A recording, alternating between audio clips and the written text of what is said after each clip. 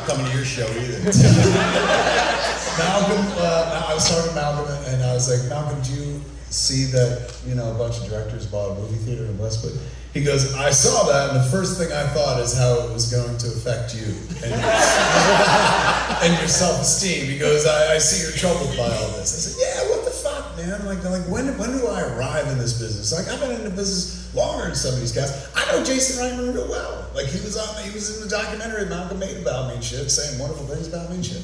I was like, what am I doing wrong? What is it, man? Like, Malcolm goes, look, I don't think it's Jason Reitman.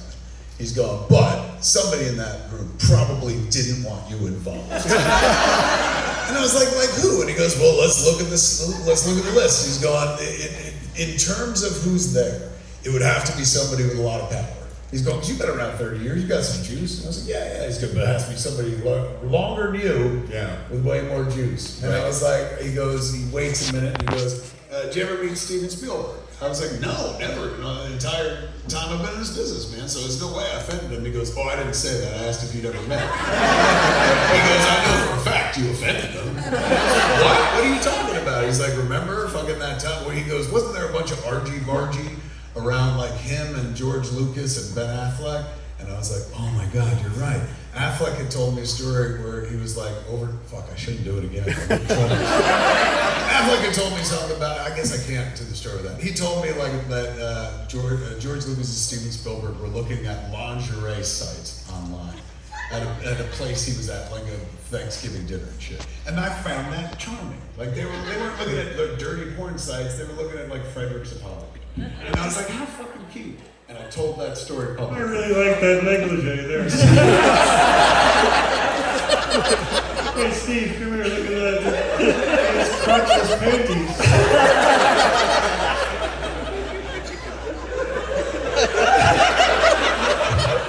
The nipples are showing this cross.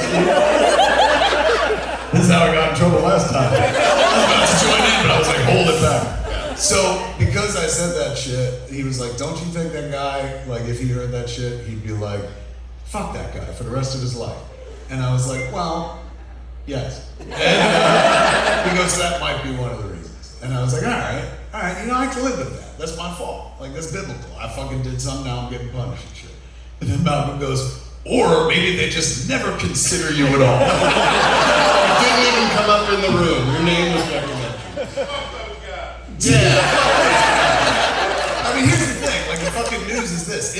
Even if Steven Spielberg had been like, Kevin, we want you involved, I would have had to be like, I'm too poor. I can't do this. I already have a theater. Yeah, and I'll be honest with you, it's hurting. So fucking good luck, fuckers. You got one string, you got five. I can't make it work. It took 50 of them and one of you. So who wins there? Good point, man. Yeah. Let's see who goes bankrupt first. We went nonprofit, which is something I'm sure they will be considering doing, brothers. Yeah, make it a cinematech of some kind. Of some sort, yeah. So people don't have to. Nobody has to get paid or anything. That works, right? Well, you made a nonprofit because you weren't getting paid anyway. So all right, kids. On this show, we don't do the news. We do comics. Yeah. And we do that fucking hard, man, all over your face, neck, and chest. As you can see, you're going to be able to follow along with us on the screen behind. And we're doing Batman 66 Meets the Green Hornet. Yeah, we are. Yeah! Now, it says here written by Kevin Smith and Ralph Garman, but I remember the writing of this, and I remember Kevin Smith was like, ooh, can Batman be in it? And that's all he did. So, really give it up for your author, Ralph Garman.